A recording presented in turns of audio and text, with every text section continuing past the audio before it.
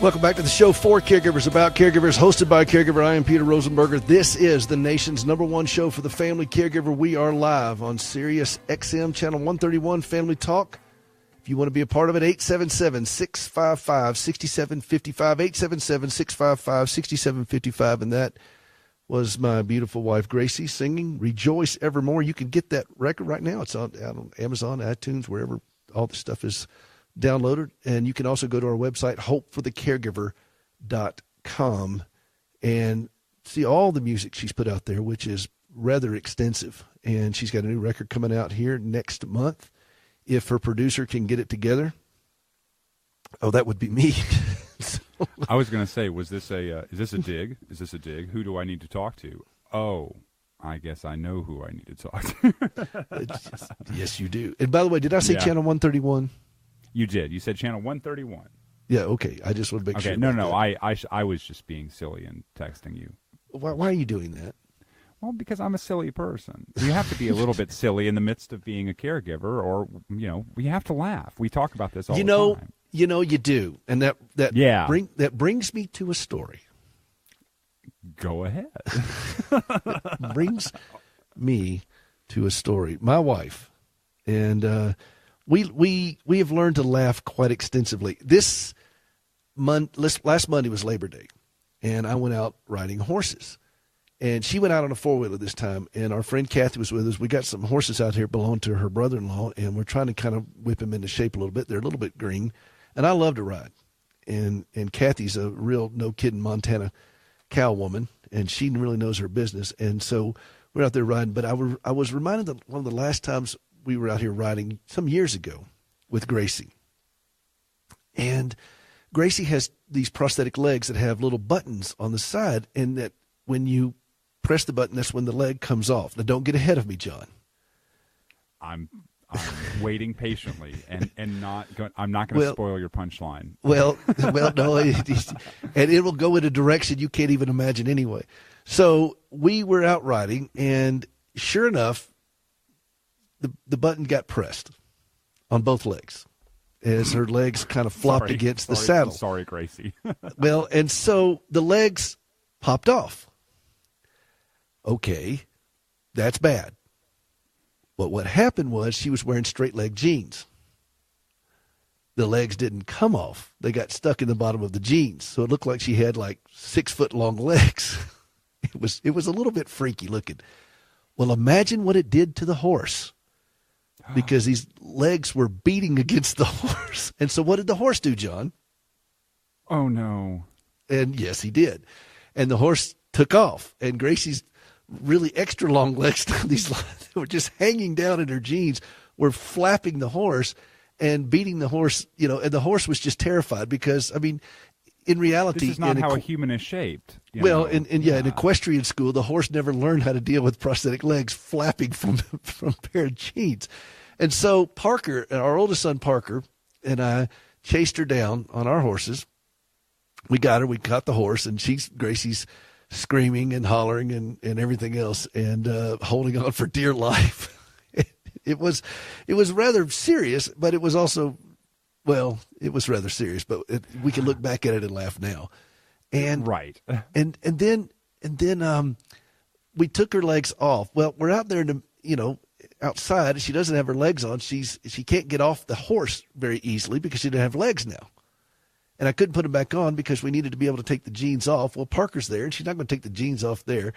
So we kind of pulled them all the way through the jeans. And then I carried one and led her horseback, and Parker put the other one in the rifle boot of scabbard of his saddle. Oh, no. So he's got a leg in the scabbard. And he's fuming all the way back. He's just fuming. He's like, this is mom, mom. Oh, no. And I'm carrying a leg and leave the horse. And we finally got her back, got her off the horse, and she was able to effectively put her legs back on. And the horse is still going to the horse psychiatrist.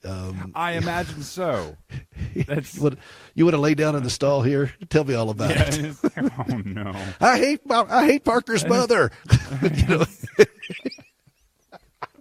So that's that's our life. And speaking Well, of prosthetic, go ahead. I was going to say, well, I've heard you tell stories about, like, God help me God help the police officer that ever pulls me over. I've got a trunk full of legs. Well, I do, and we have a lot of legs that we have. Our house looks sometimes like a horror movie, but we go through a lot of prosthetic legs. What do you do with the legs when you're done with them? Because sometimes Gracie will outgrow legs. She's gone through lots of legs over. She's been an amputee now for 28 years. She goes through a lot of legs. There's a song of that somewhere. I want you to think about that sentence. And she's then write got me legs. A paragraph, like apologizing for what you've done here. But we want people to understand that you can see humor in this. I mean, there are funny things that happen along the journey as a caregiver. And if you don't see the humor in it, stick with us on this show long enough and we'll help you, because it's so important for you as a caregiver to laugh. It is really important for you to laugh. Yeah, and if you don't see the humor, you will burn out. Yes, you will. We'll be making a joke about you later. That's how it's going to work out. But when Gracie's done with legs that she no longer needs, we have a place for those legs to go. And if you know somebody who's an amputee, please, please, please write this down. Standingwithhope.com. Standingwithhope.com.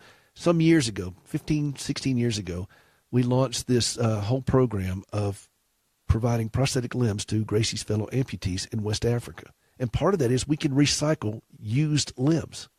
Maybe you have a loved one who passed away and you don't know what to do with the leg. Maybe you have somebody who, a child that has outgrown it. Or in Gracie's case, she's had to change legs over the years many times. Whatever the issue is, please don't throw those things away. Please don't throw the prosthetic socks away, the liners, the sleeves, the belts, all that kind of stuff. We can recycle that. It goes to a local prison in Tennessee run by Core Civic, and it's one of their many faith-based programs where inmates volunteer to disassemble used prosthetic limbs. It's amazing. We call it Operation Footloose, as in turn that foot loose so we can recycle it. And we don't have Footloose queued up, do we? No, I don't expect it, Ed. But it's but we take these limbs and we take them all the way down sometimes to the screw level, but the foot, the knee, the pylon, the adapters, connectors, all that stuff can be reused again. And then we'll build a custom fit socket that fits that patient's amputated limb and use those recycled parts. And then they can go and have a better quality of life walking. We literally lift them up. I love in Acts 3, it says when Peter and John were going to the temple and that beggar was sitting there, I just thought about this Peter and John here on this show. And Peter and John were going to the temple at the gate called Beautiful. There was that man had been there since, forever. He was born lame, and he was just begging for money. And Peter looked at him and said, "Hey, look at me." And he said, "Silver and gold have I none, but such as I have I give. In the name of Jesus of Nazareth, stand up and walk." And he grabbed his hand and took him by the hand and lifted him up. And the guy started walking and leaping and praising God. We've done that. We have literally done that with folks. We have taken them by the hand and lifted them up and say, just, stand up and walk. And they do. And they go walking and leaping and praising God. It's an extraordinary ministry from an extraordinary life. Gracie envisioned this many years ago, and Standing with Hope is the presenting sponsor of this show.